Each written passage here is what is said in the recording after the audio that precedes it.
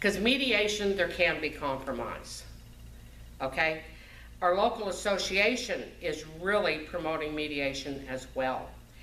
In fact, any of the monies, fines, etc. that we get from arbitration, etc., is going into a special fund, so there won't be any filing fee for mediation, okay?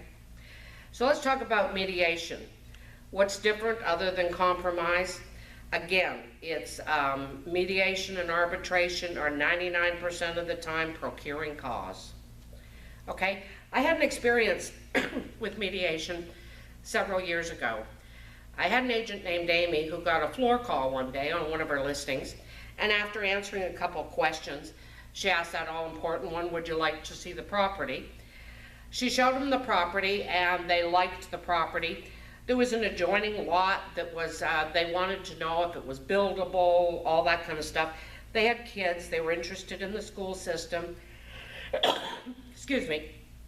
So Amy started going to the courthouse to find out about this lot, got all the school information they needed, public and private. This went on for 3 days, gathering information back and forth with the buyer. Well, the third day, Amy just happened to be standing at the floor desk, and a call came in for a second showing on that same property. So she called the buyer and said, look, I just overheard this. I'm not trying to pressure you or anything, but if it's the home you want, you better, move forward. So they said, we'll get right back to you.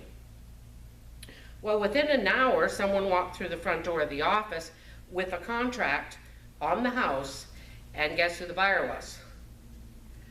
Amy's buyer. So Amy called the buyer and said, I don't understand, why didn't you write the contract with me? And they said, well, we wrote it with Aunt Ruth. Aunt Ruth lives all the way in Orlando. Her health isn't so good. She can use the money, so we wrote it with Aunt Ruth. So Amy came in, and great agent, he who documents best wins. She had a file like this with every cell phone call, every fax, every email, you name it, she had it. And I called Aunt Ruth's broker, explained the situation, said, I don't know whether you've talked to Aunt Ruth yet. Although it's after the fact, because it is a relative, we would gladly pay a referral fee to your company because it is a relative. And she said, oh no, we want the whole commission. So I said to her, well, if that's the way you feel, I plan on taking this to mediation, so you might want to escrow the commission till after the hearing. So a mediation is different than an arbitration. There's one mediator. So at this mediation, Amy and I were on one side of the table, and Aunt Ruth and her broker were on the other side of the table, and the mediator was at the end. Mediators can either be attorneys that have a designation for mediators, or they can be designated mediators in real estate, but they are qualified to handle it. And again, the process is the same. In this example, we were the complainant. So Amy told the story, they had called, etc. She showed it to them.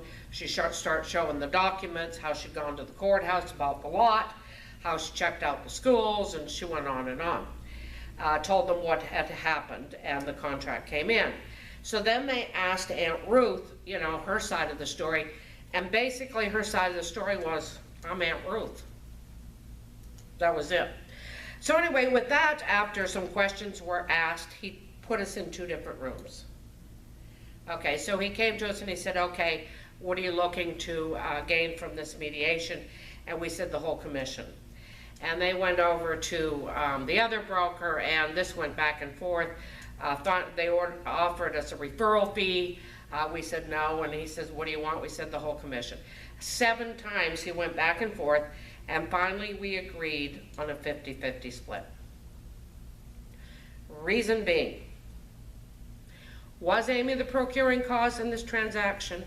Absolutely. She didn't abandon them or alienate them or any of that stuff. She was the procuring cause. However, on top of all this, do we ever want to bring a customer into a hearing to hear 2 realtors fighting over money? No, we don't. But does it happen? Yes, it does. And what would have happened if Aunt Ruth would have brought her niece in and she would have been asked, who did you have the most faith in? Who do you think was working in your best interest? What would she have said? Probably Aunt Ruth, because it's her relative and she didn't want to get in trouble with her mother, right? Yeah, so we weren't willing to take that chance. So we knew going in 50-50 was probably the best we were going to do on the mediation.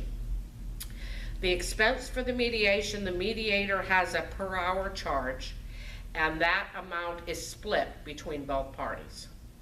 So if he charges $200 an hour and it lasts 3 hours, $600, it would be $300 each to pay the mediator. So that's how that works. Okay, boy, we've covered a whole lot today. And I wish I was with you this morning to answer questions. There's usually questions that come up. One of the things in the arbitration, a lot of times the question comes up, what would have happened if you would have had a buyer's agency agreement? That question comes up with the arbitration example. First of all, we are not attorneys, we are realtors, so it's not our job to interpret a buyer's agency agreement.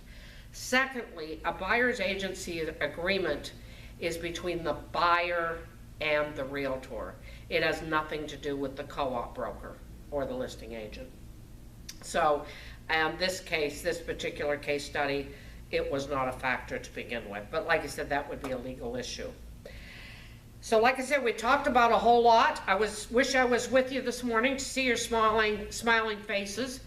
I look forward to working with you in the future, many co-op deals, no ethics violations, no arbitrations, and no mediations. So thanks again, and good luck in your real estate career.